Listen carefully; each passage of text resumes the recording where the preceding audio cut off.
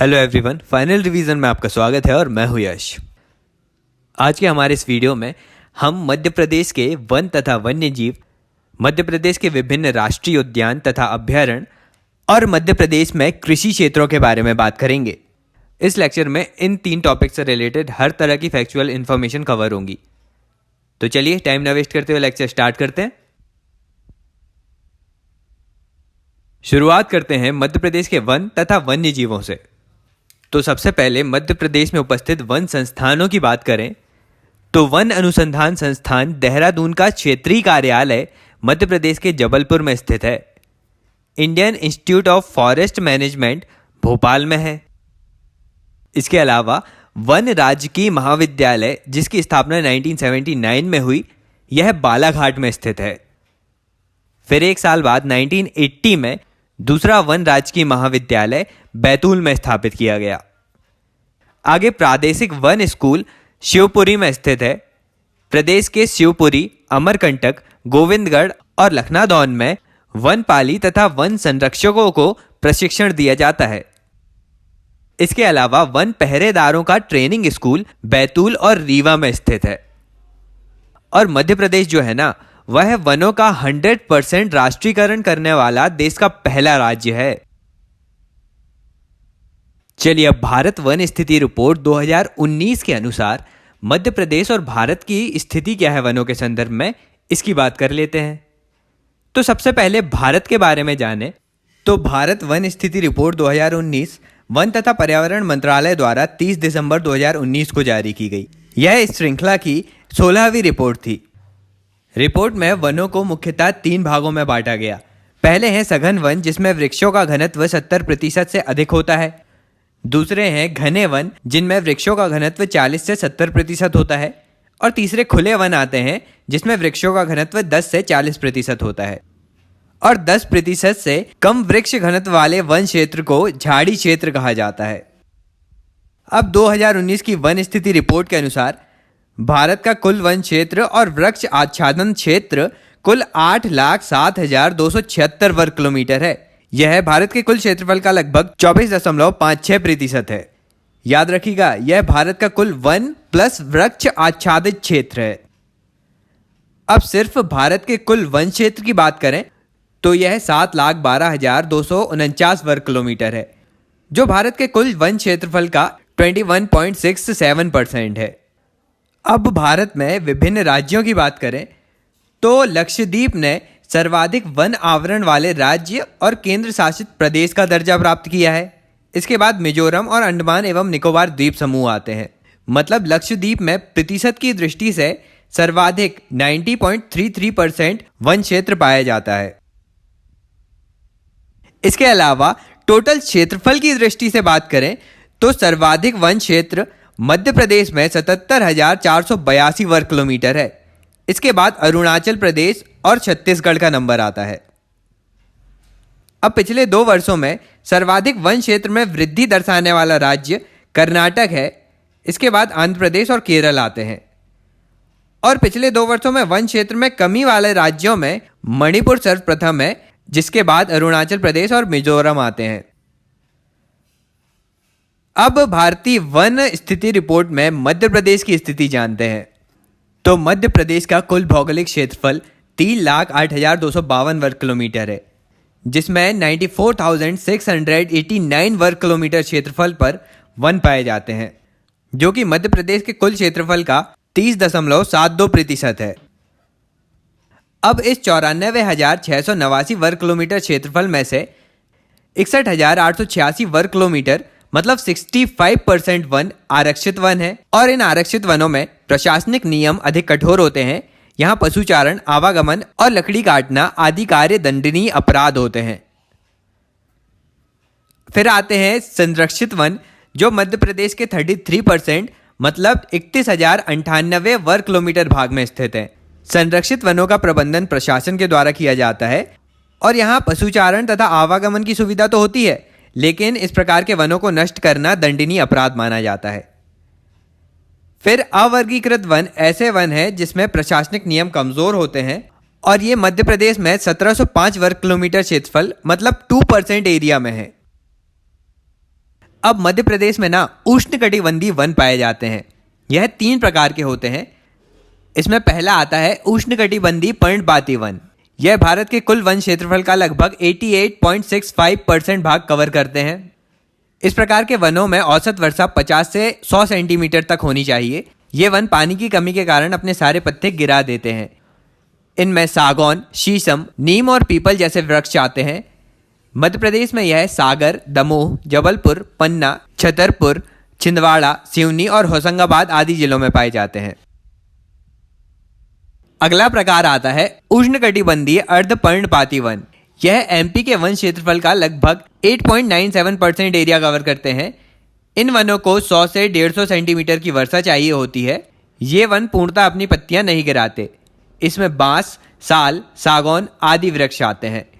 ये मध्य प्रदेश में शहडोल, सीधी, बालाघाट और मंडला जिलों में पाए जाते हैं। फिर तीसरा प्रकार आता है उष्णकटिबंधीय शुष्क वन, जो लगभग 0.26% एरिया कवर करता है। इन वनों में 75 सेंटीमीटर से कम वर्षा होती है। इन्हें कटीले वन भी कहा जाता है। इसमें बबूल, शीशम, हर्रा, पलास तथा तेंदू आदि वृक्ष आते हैं। ये मध्य प्रदेश के भिंड, मुरैना, ग्वालियर, रतलाम और शिवपुरी जैसे जिलों में पाए जाते हैं। अब मध्य प्रदेश ने सर्वप्रथम वनों का राष्ट्रीयकरण तो किया ही था, लेकिन इसके तहत भी तेंदूपत्ता का राष्ट्रीयकरण सबसे पहले हुआ था। अब एमपी के सर्वाधिक आरक्षित वन खंडवा में है और सबसे कम आरक्षित वन उज्जैन में पाए जाते हैं। अब मध्य प्रदेश में 16 क्षेत्रीय वन वृत्त और 63 क्षेत्रीय वन मंडल हैं। मध्य प्रदेश वन विकास निगम की स्थापना 1975 में की गई थी। मध्य प्रदेश वन्य जीव संरक्षण अधिनियम 1974 में पारित हुआ था। मध्य प्रदेश में पहली वन नीति 1952 में बनाई गई थी और दूसरी वन नीति सन 2005 में बनाई गई। अब राष्ट्रीय वन नीति 1988 के अनुसार पर्यावरणीय दृष्टि से 33% वनों का होना आवश्यक है। आगे मध्य प्रदेश में पंचवन योजना 1976 से 1977 के बीच प्रारंभ की गई।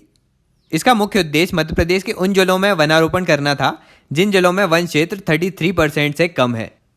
अब एमपी के विभिन्न जिलों से संबंधित तथ्यों की बात करें तो सर्वाधिक वन क्षेत्र वाला मध्य प्रदेश का जिला 4,932 वर्ग किलोमीटर के साथ बालाघाट है। इसके बाद छिंदवाड़ा और बैतूल आते हैं। इसके अलावा न्यूनतम वन क्षेत्र वाला मध्य प्रदेश का जिला 36 वर्ग किलोमीटर के साथ उज्जैन आता है। इसके बाद रतलाम और शाजापुर का नंबर है। फिर सर्वाधिक वन प्रतिशत वाला मध्य प्रदेश का जिला वह भी 53.44% के साथ बालाघाट ही है। इसके बाद श्योपुर और उमरिया आते हैं। इसके बाद न्यूनतम वन प्रतिशत वाला जिला भी 0.59% के साथ उज्जैन ही है। इसके बाद शाजापुर और रतलाम का नंबर है। इसके बाद कुछ और फैक्ट की बात करें तो मध्य प्रदेश में सर्वाधिक वन वृक्ष सागौन के हैं। उसके बाद दूसरा नंबर साल वृक्ष का आता है। तेंदूपत्ता के उत्पादन में भी मध्य प्रदेश का स्थान प्रथम है। तेंदूपत्ता का मुख्य उत्पादन क्षेत्र सागर, जबलपुर और शहडोल है। तो ये सारी बातें थी मध्य प्रदेश के वन क्षेत्रों के बारे में। अब एमपी के विभिन्न राष्ट्रीय उद्यान और अभयारण्यों की बात करते हैं। तो एमपी के विभिन्न नेशनल पार्क्स और वाइल्ड लाइफ सेंचुरीज की लिस्ट देखने से पहले कुछ फैक्ट जान लेते हैं। एमपी के रीवा जिले में ग्राम मुकुंदपुर में विश्व की पहली टाइगर सफारी की स्थापना की गई है। साथ ही चिड़ियाघर और सह उपचार केंद्र भी यहाँ स्थापित है। मध्य प्रदेश में सर्वाधिक 12 राष्ट्रीय उद्यान और 30 अभयारण्य हैं। राज्य में 2 राष्ट्रीय उद्यान जीवाश्म संरक्षण के लिए स्थापित है। आगे राष्ट्रीय उद्यान और अभयारण्य के अंतर्गत कुल क्षेत्र 10,990 वर्ग किलोमीटर और कुल वन क्षेत्र 9,120 वर्ग किलोमीटर है। मध्य प्रदेश का सबसे बड़ा अभयारण्य नौरादेही है, जो सागर, दमोह और नरसिंहपुर जिलों में पड़ता है। इसका क्षेत्रफल लगभग 1,194.67 वर्ग किलोमीटर है। इसके बाद एमपी का सबसे छोटा अभयारण्य राला मंडल इंदौर में स्थित है। आगे सरदारपुर अभयारण्य धार में और सैलाना अभयारण्य रतलाम में, दोनों ही खरमौर पक्षी के संरक्षण के लिए हैं। घाटी गांव अभयारण्य ग्वालियर के अंतर्गत लुप्त प्राय सोन चिड़िया का संरक्षण क्षेत्र है। मुरैना में चंबल, छतरपुर में केन तथा शहडोल सीधी में सोन अभयारण्य घड़ियालों के लिए फेमस है। अब श्योपुर का जो कूनो राष्ट्रीय उद्यान है ना, उसमें गुजरात के गिर राष्ट्रीय उद्यान से एशियाई शेरों को स्थानांतरित करने का प्रस्ताव रखा गया है। मध्य प्रदेश को टाइगर स्टेट के नाम से जाना जाता है। ताजा बाघ रिपोर्ट के अनुसार मध्य प्रदेश टाइगर्स की संख्या में पहला स्थान रखता है, जहां टाइगर्स की संख्या 526 है। एमपी के बाद दूसरा स्थान कर्नाटक का आता है। आगे वन्य प्राणी संरक्षण के लिए कान्हा राष्ट्रीय उद्यान में प्रशिक्षण सुविधा भी उपलब्ध है। राज्य के राष्ट्रीय उद्यानों में सर्वाधिक संख्या में पाए जाने वाला जीव चीतल है। आगे केंद्रीय वन तथा पर्यावरण मंत्रालय द्वारा पचमढ़ी को देश का 10वां और मध्य प्रदेश का पहला बायोस्फीयर रिजर्व घोषित किया गया। अब एमपी के 12 राष्ट्रीय उद्यानों में से 6 राष्ट्रीय उद्यानों को और एक अभ्यारण्य रातापानी अभ्यारण्य को प्रोजेक्ट टाइगर में शामिल किया गया है। ये 6 राष्ट्रीय उद्यान हैं: पेंच राष्ट्रीय उद्यान, कान्हा किसली राष्ट्रीय उद्यान, पन्ना राष्ट्रीय उद्यान, Bandhavgarh national park, Satpura national park और संजय राष्ट्रीय उद्यान। अब प्रदेश का पहला जीवाश्म उद्यान डिंडोरी में स्थित है। इसके बाद दूसरा डायनासोर जीवाश्म उद्यान धार में स्थापित किया गया है और इनमें से ही सबसे छोटा राष्ट्रीय उद्यान फॉसिल नेशनल पार्क डिंडोरी ही है। बात करें सबसे बड़े राष्ट्रीय उद्यान की तो वह कान्हा किसली है। अब सफेद शेरों के लिए फेमस बांधवगढ़ राष्ट्रीय उद्यान है। पन्ना स्थित अभ्यारण्य जंगली भैंसा के लिए राष्ट्रीय उद्यान के लिए प्रस्तावित किया गया है। प्रदेश का एकमात्र सर्प उद्यान वन विहार राष्ट्रीय उद्यान भोपाल है। प्रदेश में प्रोजेक्ट एलिफेंट और प्रोजेक्ट हंगुल भी चल रहे हैं। प्रदेश में दुर्लभ प्रजाति ब्रेडरी का बारहसिंगा प्रदेश के एकमात्र राष्ट्रीय उद्यान कान्हा किसली में पाया जाता है और इसी कान्हा किसली राष्ट्रीय उद्यान में अमेरिका के नेशनल पार्क सर्विस के सहयोग से पार्क इंटरप्रिटेशन योजना लागू की गई है। अब बात करें कि टाइगर्स की दृष्टि से सर्वाधिक बाघों का घनत्व बांधवगढ़ राष्ट्रीय उद्यान में है। यहां प्रत्येक 8 किलोमीटर में एक बाघ पाया जाता है। मध्य प्रदेश का एकमात्र रेप्टाइल पार्क पन्ना में स्थित रेप्टाइल पार्क है। आगे माधव राष्ट्रीय उद्यान में एक पहाड़ी के शिखर पर जॉर्ज कैसल नामक एक भव्य भवन बना हुआ है। अब एमपी का राष्ट्रीय उद्यानों और अभ्यारण्यों की दृष्टि से देश में पहला स्थान है। मध्य प्रदेश के 5 राष्ट्रीय उद्यानों में कृष्ण मृगों की संख्या सर्वाधिक है। कान्हा किसली राष्ट्रीय उद्यान में हालो घाटी और बंजर घाटी स्थित है। संजय राष्ट्रीय उद्यान का पुराना नाम डुबरी नेशनल पार्क था। मध्य प्रदेश के कान्हा किसली और बांधवगढ़ राष्ट्रीय उद्यान को जंगल गलियारा योजना के तहत जोड़ने का प्रस्ताव रखा गया है। यह इंपॉर्टेंट फैक्ट है, इसे याद रखिएगा। मध्य प्रदेश का पेंच राष्ट्रीय उद्यान अब इंदिरा गांधी प्रियदर्शनी राष्ट्रीय उद्यान के नाम से जाना जाता है। अब जानते हैं कि टाइगर प्रोजेक्ट के जन्मदाता कौन है, तो उनका नाम है गैनी मैनफोर्ड और भारत के संदर्भ में टाइगर प्रोजेक्ट के जन्मदाता कैलाश सांखिल्य हैं। अब गिद्ध प्रजाति के संरक्षण के लिए प्रोजेक्ट अस्तित्व गांधी सागर अभ्यारण्य से शुरू किया गया है। अब इन सभी फैक्ट्स को जानने के बाद एक बार में ही सभी राष्ट्रीय उद्यानों को देख लेते हैं। तो पहला है कान्हा किसली राष्ट्रीय उद्यान, जिसकी स्थापना 1955 में हुई। इसका एरिया सबसे अधिक 9,39,947 वर्ग किलोमीटर है। यह मंडला और बालाघाट जिले में स्थित है। इसमें बाघ, तेंदुआ, चीतल, सांभर, गौर, कृष्ण मृग, बायसन और बारहसिंगा जैसे जीव पाए जाते हैं। इसके बाद आता है माधव राष्ट्रीय उद्यान, जिसकी स्थापना 1958 में हुई। यह शिवपुरी जिले में 3,75,230 वर्ग किलोमीटर एरिया में फैला है। इसके अंतर्गत तेंदुआ, सांभर, चीतल, नीलगाय, चिंकारा, जंगली सुअर, प्रवासी पक्षी और मगरमच्छ आदि आते हैं। इसके बाद बांधवगढ़ राष्ट्रीय उद्यान है, जिसकी स्थापना 1968 में हुई। यह उमरिया और कटनी जिले में स्थित है। फिर 1968 में ही फॉसिल राष्ट्रीय उद्यान डिंडोरी की स्थापना हुई। फिर आता है वन विहार राष्ट्रीय उद्यान, जो 1979 में स्थापित हुआ। यह भोपाल में स्थित है। यह मध्य प्रदेश का चिड़ियाघर है। यहां मध्य प्रदेश के सभी वन्य प्राणी पाए जाते हैं। आगे फिर 1981 में 2 राष्ट्रीय उद्यान स्थापित हुए। पहला है पन्ना राष्ट्रीय उद्यान, जो पन्ना और छतरपुर में स्थित है। दूसरा आता है संजय राष्ट्रीय उद्यान, जो सीधी में स्थित है। फिर आगे चलकर पेंच राष्ट्रीय उद्यान स्थापित किया गया 1983 में, जो सिवनी और छिंदवाड़ा में स्थित है। फिर 1983 में ही सतपुड़ा राष्ट्रीय उद्यान स्थापित हुआ होशंगाबाद में। आगे 2004 में ओमकारेश्वर राष्ट्रीय उद्यान की स्थापना हुई जो खंडवा में स्थित है। यह अभी भी निर्माणाधीन है। आगे डायनासोर जीवाश्म राष्ट्रीय उद्यान 2010 में धार में स्थापित किया गया। फिर 2018 में श्योपुर में कूनो राष्ट्रीय उद्यान की स्थापना की गई। तो ये थे कुल 12 राष्ट्रीय उद्यान जो मध्य प्रदेश में स्थित हैं। अब विभिन्न वाइल्ड लाइफ सेंचुरीज की लिस्ट देख लेते हैं। तो इसमें सिर्फ देखिए कि वह सेंचुरीज कहां पर स्थित हैं।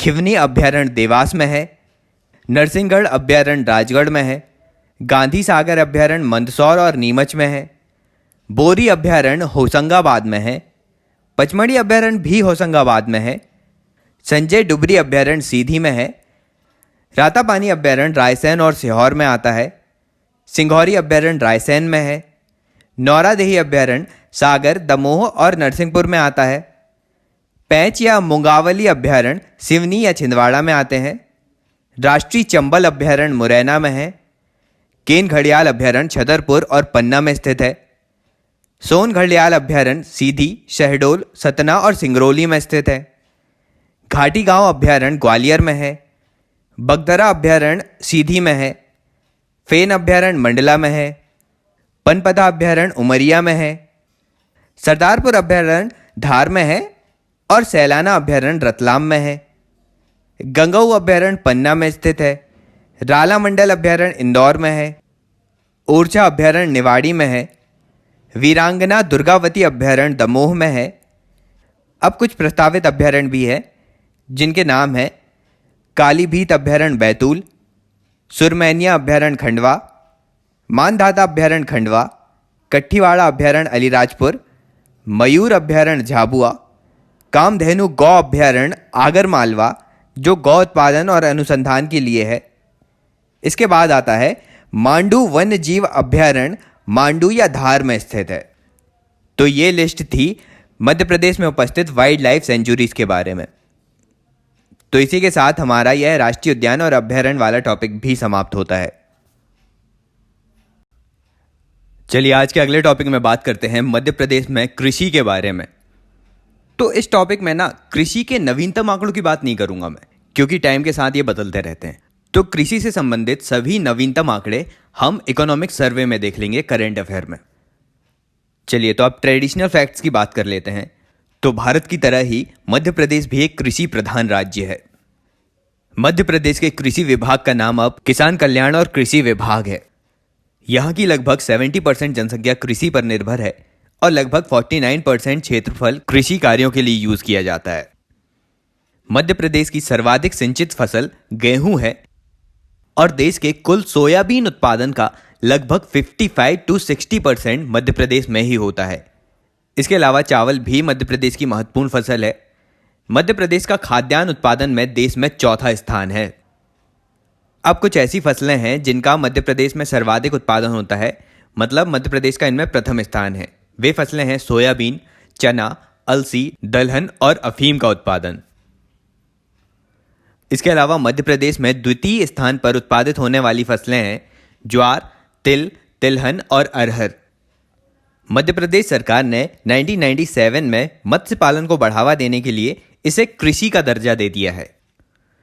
मध्य प्रदेश में कुल कृषि जोतों का आकार 2.2 हेक्टेयर है। आगे चलकर मध्य प्रदेश की कुल कृषि योग्य भूमि का 43% भाग एक फसलीय तथा 70% भाग द्विफसली कृषि भूमि के अंतर्गत आता है। आगे मध्य प्रदेश में कृषि से संबंधित विभिन्न संस्थानों की यदि बात करें तो 1958 में मध्य प्रदेश राज्य भंडार गृह निगम की स्थापना हुई। 1969 में मध्य प्रदेश कृषि उद्योग विकास निगम की स्थापना हुई। 1971 में लघु कृषक विकास अधिकरण की स्थापना की गई। 1972 में मध्य प्रदेश राज्य कृषि विपणन बोर्ड की स्थापना हुई। 1977 में मध्य प्रदेश राज्य भूमि विकास निगम की स्थापना हुई। 1980 में मध्य प्रदेश बीज एवं फार्म विकास निगम भोपाल में आया। आगे 1980 में ही मध्य प्रदेश राज्य बीज प्रमाणीकरण संस्था की स्थापना की गई और फिर 1982 में राज्य पशुधन कुक्कुट विकास निगम की स्थापना होती है। आगे मध्य प्रदेश के विभिन्न कृषि संबंधी अनुसंधान संस्थानों की यदि बात करें तो राष्ट्रीय सोयाबीन अनुसंधान संस्थान इंदौर में स्थित है। चावल या धान अनुसंधान संस्थान बड़वानी में है। अंतर्राष्ट्रीय मक्का एवं गेहूं अनुसंधान संस्थान खमरिया जबलपुर में स्थित है। राष्ट्रीय अंगूर अनुसंधान केंद्र रतलाम में स्थित है। कपास अनुसंधान केंद्र खरगोन में है। कृषि अभियांत्रिकी अनुसंधान केंद्र भोपाल में है और कृषि अभियांत्रिकी महाविद्यालय जबलपुर में है। आगे उद्यानिकी महाविद्यालय सागर के रहेली में, मंदसौर में और छिंदवाड़ा में तीनों जगह उपस्थित है। फिर दलहन अनुसंधान केंद्र जो प्रस्तावित है सीहोर के अमलाह में। आगे गंगा अनुसंधान केंद्र नरसिंहपुर के बोहानी में प्रस्तावित है। फिर मध्य प्रदेश गेहूं अनुसंधान केंद्र पवार खेड़ा होशंगाबाद में स्थित है। अब याद रखना, होशंगाबाद में मध्य प्रदेश का गेहूं अनुसंधान केंद्र है, लेकिन अंतर्राष्ट्रीय गेहूं अनुसंधान केंद्र खमरिया में है, जबलपुर में।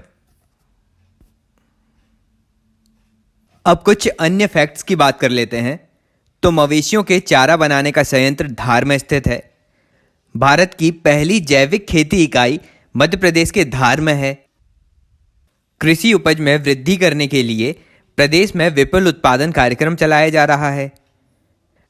आगे अनुसूचित जनजातियों के कृषकों के आर्थिक स्थिति को सुधारने के लिए प्रदेश में सूरज धारा योजना चलाई जा रही है।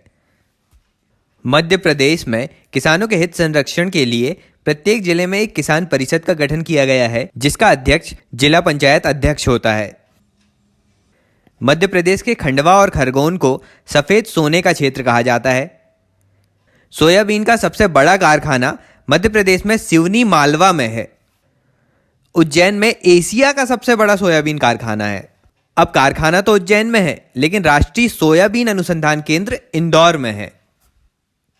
वर्ष 1989 से केंद्र सरकार के द्वारा प्रदेश के 33 जिलों में सूखे की स्थिति के समय सहायता के लिए थ्रस्ट परियोजना चलाई जा रही है। इसके तहत चावल, गेहूं और अरहर की फसलों को 100% केंद्रीय सहायता मिलती है। आगे मध्य प्रदेश को सोयाबीन स्टेट या सोया स्टेट कहा जाता है, क्योंकि यहाँ सर्वाधिक सोयाबीन उत्पन्न होता है। मालवा का पठार गेहूं का भंडार कहा जाता है, क्योंकि यहाँ प्रदेश का सर्वाधिक गेहूं का उत्पादन होता है, मालवा के पठार में। फिर मध्य प्रदेश में खरीफ फसलों का हिस्सा 62% है, जबकि रबी फसलों का हिस्सा 38% है। एमपी का कपास उत्पादन में तीसरा स्थान है और गेहूं उत्पादन में 4th स्थान है। यहाँ सर्वाधिक कृषि जोत का आकार 5.6 हेक्टेयर हरदा जिले में है और न्यूनतम कृषि जोत का आकार 1.5 हेक्टेयर कटनी और नीमच जिले में है। एमपी के मंदसौर और नीमच जिले अफीम उत्पादक जिले हैं। वहीं खंडवा और बुरहानपुर में गांजा का उत्पादन होता है। सरसों उत्पादक क्षेत्र में ग्वालियर, भिंड और मुरैना आते हैं। सर्वाधिक मूंगफली का उत्पादन खरगोन जिले में होता है। चने का प्रमुख उत्पादक होशंगाबाद है। प्रदेश में पीली क्रांति का संबंध सरसों, अलसी और सोयाबीन के उत्पादन में वृद्धि से था और एमपी में सर्वाधिक मात्रा में नाइट्रोजन उर्वरक का प्रयोग होता है। अब आगे हम देखते हैं कि फसलों के आधार पर मध्य प्रदेश को 7 कृषि क्षेत्रों में बांटा गया है। पहला ज्वार का क्षेत्र है, जिसमें गुना, शिवपुरी, श्योपुर और पश्चिमी मुरैना आते हैं। दूसरा है गेहूं और ज्वार का क्षेत्र, जिसमें बघेलखंड का पठार और मालवा के पठार का मध्य भाग, भिंड, मुरैना और ग्वालियर आते हैं। फिर आता है कपास और गेहूं का क्षेत्र, जिसमें उज्जैन, मंदसौर, शाजापुर, राजगढ़, देवास और सीहोर आते हैं। फिर है कपास का क्षेत्र, जहां पर पश्चिमी मध्य प्रदेश, खंडवा, खरगोन, बड़वानी, धार, रतलाम और झाबुआ आते हैं। फिर पांचवा क्षेत्र है चावल और कपास का क्षेत्र, जो खंडवा में है। फिर छठवां क्षेत्र आता है चावल, कपास और ज्वार का क्षेत्र, जिसमें सिवनी, छिंदवाड़ा और बैतूल आते हैं। इसके बाद अंतिम और 7वां क्षेत्र है चावल का क्षेत्र, जिसमें बघेलखंड के पठार में शहडोल, मंडला, बालाघाट, सिवनी, सीधी और जबलपुर आते हैं। अब कृषि विभाग द्वारा मध्य प्रदेश को 5 कृषि प्रदेशों में भी विभाजित किया गया है। इसमें पहला है पश्चिम में काली मिट्टी का प्रदेश, दूसरा है उत्तर में ज्वार गेहूं का प्रदेश, तीसरा है मध्य में गेहूं का मालवा प्रदेश, चौथा है चावल गेहूं का प्रदेश और पांचवा है संपूर्ण पूर्वी मध्य प्रदेश के अंतर्गत चावल का प्रदेश। अब फसलों के उपयोग के आधार पर भी ना फसलों को दो भागों में बांटा गया है। पहली है व्यापारिक फसलें, जिसके अंतर्गत कपास, गन्ना, तंबाकू, अफीम, पटसन, अलसी, तिल और सोयाबीन आते हैं। दूसरी है खाद्यान्न फसलें, जिसमें गेहूं, चावल, ज्वार, मक्का, बाजरा, चना, दालें और तिलहन आती हैं। तो ये सारी बातें थी मध्य प्रदेश की कृषि से संबंधित। अब आज का लेक्चर बस इतना ही रखते हैं। लेक्चर पसंद आया होगा तो लाइक कर दीजिएगा और ज़्यादा से ज़्यादा शेयर भी कीजिएगा। चैनल में पहली बार आ रहे हो तो चैनल सब्सक्राइब ज़रूर करना है। अभी के लिए चलता हूँ, मिलते हैं अगले वीडियो में एक नए टॉपिक के साथ। Thank you so much for listening.